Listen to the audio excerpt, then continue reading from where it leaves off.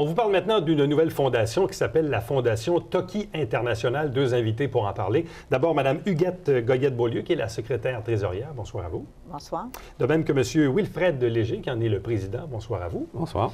Bon, en fait, la grande question, parce que vous nous arrivez avec beaucoup de matériel et beaucoup de graphismes, donc on sent qu'il y a eu une préparation qui s'est exercée, non pas dans les derniers jours, mais probablement dans les dernières semaines, sinon même dans la dernière année. D'où vient l'idée de cette fondation qui porte le nom de Toki International? Bien, il y a plusieurs volets. Le premier, c'était pour venir en aide aux enfants dans le besoin. Et donc, créer une fondation, bien, ça demande un projet, des possibilités de levée de fonds. Donc, on s'est dit, pourquoi pas créer une carte pour créer ce besoin de supporter les causes de la fondation. Deuxièmement, le nom a été choisi en fonction d'un oiseau, un oiseau impérial japonais, qui s'appelait Toki et qui était en voie d'extinction. Jusqu'au moment où le couple d'oiseaux que l'impérial avait, le mâle est décédé. Donc, on a dû trouver un mâle pour faire la reproduction. Et depuis, le cheptel de cet oiseau-là a repris. Ils sont dans les 200-300.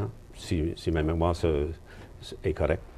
Et sachant qu'on peut mettre beaucoup d'efforts sur les enfants, mais si on ne s'occupe pas des enfants aujourd'hui, demain, il va y avoir des problèmes.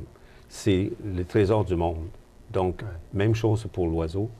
On fait un rapprochement, on dit, les enfants aujourd'hui sont vraiment, comment je pourrais dire, ils ont besoin de support. Ouais, de support.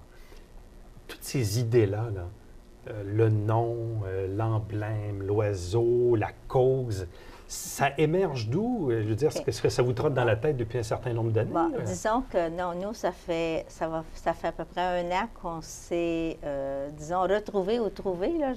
C'est qu'on s'était déjà connus à une autre époque, mais sans plus, il est réapparu. Il a passé plusieurs années en Europe, donc on s'est rencontrés par pur hasard. Et il y avait cette idée-là, donc il m'en a parlé. Et moi, ça m'accrochait aussi parce que j'ai passé ma vie à travailler dans l'enseignement en adaptation scolaire. Alors, puis j'enseigne toujours au programme Lancement d'entreprise, donc j'aide des gens à se prendre en main pour réussir dans la vie. Donc, tout ça mis ensemble, on s'est dit, bien, pourquoi pas? Alors, on est parti avec le projet de la carte, OK? Qui contient 1 gramme d'or. Donc, en même temps, bien, c'est aussi amener les gens à peut-être se prendre en main, essayer de se mettre de côté des réserves pour l'avenir, parce qu'on sait qu'aujourd'hui, c'est très difficile. Donc, mais ça, c'est quoi? On se lève un matin et puis on dit, bon, ben tiens, on va faire une carte avec 1 gramme d'or. Non, mais ça vient d'où, cette idée-là? Vous aviez déjà vu ça quelque part? Oui, oui, j'avais pataugé un peu dans l'or en 95. Et l'or, à ce moment-là, était à peu près à 450 $ l'once. Et étant en Europe pendant 12 ans, j'ai côtoyé des gens qui croyaient beaucoup à investir dans des choses concrètes. Donc, l'or, pour moi, devenait un médium facile à convaincre. L'autre chose qu'on a voulu faire avec la carte en or, c'est de montrer qu'en travaillant avec les marchands, on pouvait aller chercher plus. Un individu qui a 100 $, exemple, la carte se vend à 100 $, c'est possible. C'est atteignable par tout le monde. Mais si on aide nos marchands, peut-être que lui, le marchand, avec plus de volume, plus d'affaires, il va pouvoir donner peut-être 1 000 $ à une cause. Donc, c'est toujours en aidant d'autres personnes à atteindre leur but qu'on peut arriver. Et c'est pour ça que l'or, étant stable, étant l'aspect stabilité dans tout ça, bien, ça va suivre le temps. Ça va courir tout le temps. Et dans l'histoire de l'or, bien, c'est sûr que l'or était toujours un moyen d'échange. Oui. Et ça restera toujours un moyen d'échange. Mais depuis, on a perdu un peu cette notion-là. C'est un peu pour ramener la notion de l'or dans nos vies, à tous les jours. La fondation s'appelle Toki International, donc c'est qu'elle a un potentiel d'exportation. Est-ce que vous êtes tous les deux de Saint-Jean ou de la région, c'est ça? Bon. Donc vous êtes de la région ici même, mais si la fondation porte un nom international, c'est donc que cette fondation a un potentiel. Tout à fait. On a des gens qui sont à l'extérieur. entre autres en Europe, qui, dès que la Fondation sera en place, vont adhérer à ce concept-là. Et partout aux États-Unis, on a vu quelques personnes qui disent, bien, déjà l'or aux États-Unis, c'est un engouement, comme l'argent.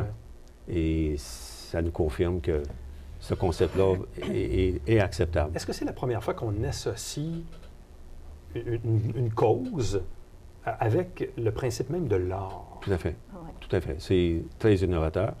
D'autant plus que la perception pour les gens de venir en aide à quelqu'un, si tu lui transmets un bien qui va pouvoir le suivre, c'est beaucoup plus fort que juste un bout de papier ou quelque chose que tu vas faire aujourd'hui.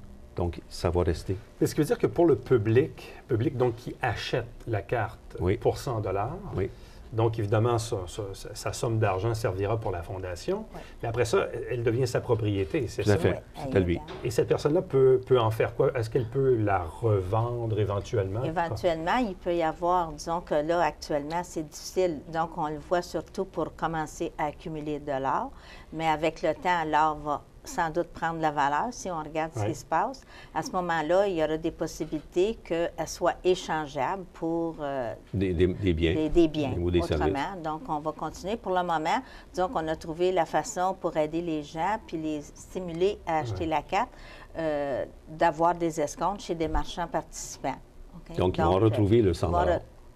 Quand ils vont aller chez... C'est-à-dire, parce que vous m'avez également amené un collant qui identifie, dans le fond, les entreprises, les marchands participants. Tout à fait. Donc, quel est le lien entre le public qui achète la carte et les marchands participants? Quel est le lien? Bien, le marchand, lui, il va s'identifier. Donc, les membres, les détenteurs de la carte vont pouvoir identifier les marchands qui sont intéressants pour eux, aller les encourager. Donc, puis le marchand, parce qu'il vient magasiner chez lui, bien, il va être encouragé de donner un escompte. L'escompte peut être 5, 10 ça n'a pas d'importance. Ça peut être un montant forfaitaire. Est-ce que ça ne devient pas un peu le principe là, de ce que certaines entreprises essaient d'établir, c'est-à-dire une fidélisation? Oui. C'est ce qu'on veut aussi amener avec le temps. Hein? Parce que moi, c'est ce que je prêche à mes étudiants, que la meilleure façon d'aller chercher de la clientèle, c'est la fidélisation. C'est les gens qui vous recommandent. C'est les meilleurs. C'est meilleur que la publicité, là. Bon. Alors, une fois que vous mettez en place donc le principe de la carte, l'association avec les marchands qui offrent des rabais, des escomptes à leurs clients, et que tout ça grossit, à quel moment allez-vous redistribuer les argents reçus? Au fur et à mesure. Au fur et à mesure. Et à quel organisme? C'est ça. On veut planifier des activités, OK, pour justement... à ce moment-là, on va décider d'une soirée bénéfice, exemple, et tous les profits seront remis. Donc, dans le temps, on va planifier des activités pour on a actuellement des commanditaires qui sont prêts aussi à nous suivre dans des activités là, un peu plus, où on va mettre leur nom en évidence aussi, là. Alors, déjà, ça, c'est prévu. Comme là, on a déjà un projet de panier de Noël pour la période des fêtes.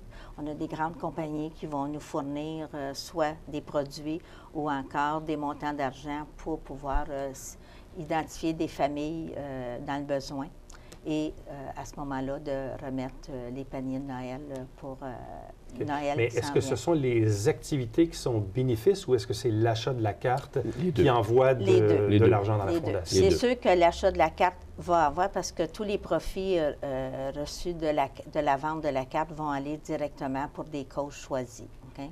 Alors, ça va venir avec le temps. Puis en plus, bien, avec, disons, l'année 2011 qui s'en vient, on va aussi planifier des activités. C'est la raison pour laquelle on a joint tous les organismes de Saint-Jean pour... Entre autres, la Chambre de commerce. La Chambre de commerce. Et, beaucoup du travail de la Fondation va se faire avec les commerçants. Oui. On veut encourager nos entrepreneurs à réussir. Et donc, même jeunes, si on réussit à passer ce message d'entrepreneurship. Récemment, on avait une conférence à la Chambre de commerce. Le président de la Fondation d'entrepreneurship du Québec, ou du Canada, je ne sais pas sûr, du Québec, était l'invité. Et il nous a fait voir qu'on a beaucoup de travail à faire ici au Québec. Et on a l'intention d'appuyer ces démarches-là.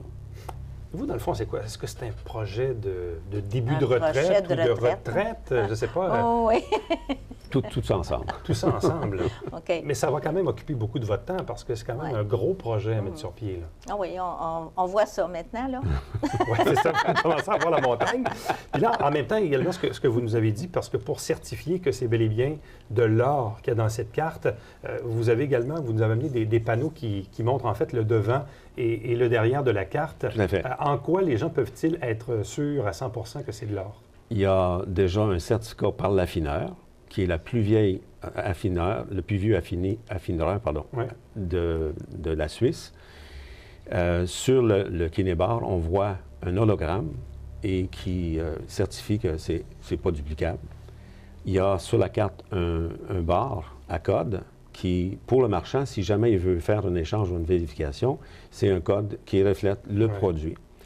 Et sur le devant du Kinébar, il y a le numéro de série qui est répété sur l'arrière de la carte. Donc, le marchand qui veut certifier qu'il est bien en présence d'une carte qui est vraie, c'est les moyens qu'il a lui-même pour faire la vérification. Bien, à vous deux, merci beaucoup. Meilleure des chances dans ce gros projet dans lequel vous vous embarquez. Mais merci beaucoup de Merci nous avoir beaucoup. reçus. Et au Ouais. plaisir d'avoir évidemment de vos nouvelles pour en informer nos téléspectateurs. Merci. C'est un plaisir de revenir. Merci beaucoup.